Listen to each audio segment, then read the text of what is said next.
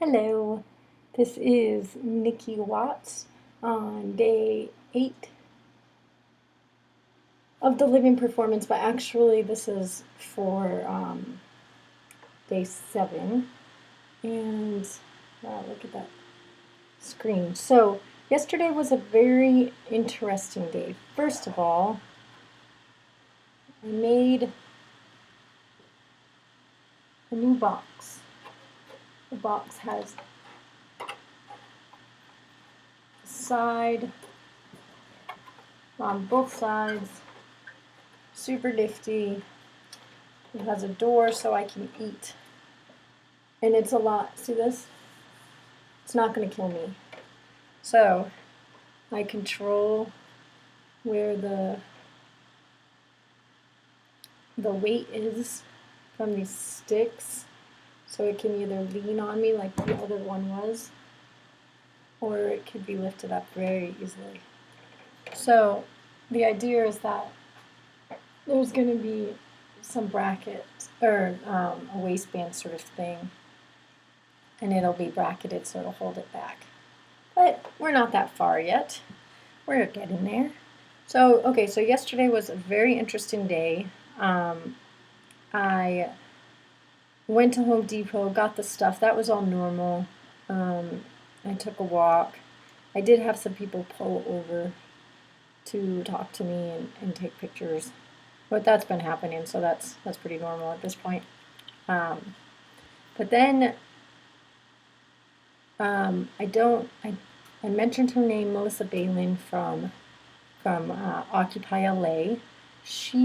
I met on Monday, and she's the one who took me to the comedy show. So she actually is so inspired by what I'm doing that she has started a performance in City Hall. It's like reoccupying City Hall, and she's working with me to see if it could be made into a living.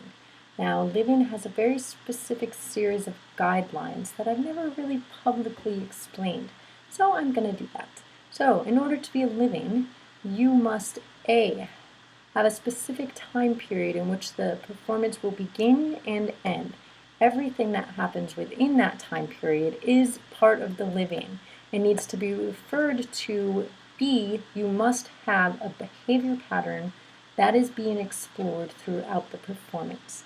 So that is very, very important because you have to have something you're focusing on. So this one, I'm focusing on isolation. My Living performance in San Francisco focused on my behavior belief that nice never lasts. The one before that, in Las Vegas, was focused on having to ask for help from strangers, and because I wasn't allowed to leave the gallery, so I needed the people from the gallery to really help me with my needs, and I didn't really know anyone in Vegas, so it was asking strangers. And one before that was the Facebook performance, in which I documented all of my internal reactions. So that was to try and identify what are my patterns. And so I encouraged her to pick something, and I've really encouraged her to really break down why does she feel it is so important for her to return to this location, and what is the reason? Why is it so important? How does it affect her life and what she wants out of life? So that's interesting. I got to see her set up and start this performance. She's doing a test run, and potentially I'm going to do some consultation with her to see if it could be made into a living performance. And really, that's going to depend on her. At this point, it is not considered a living performance, and so we'll see the development of that.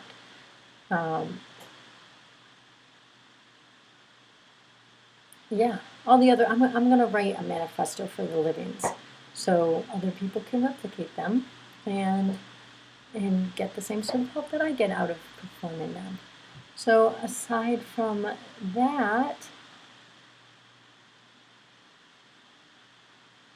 I learned, I don't know, the things that I learned I don't necessarily want to share yet.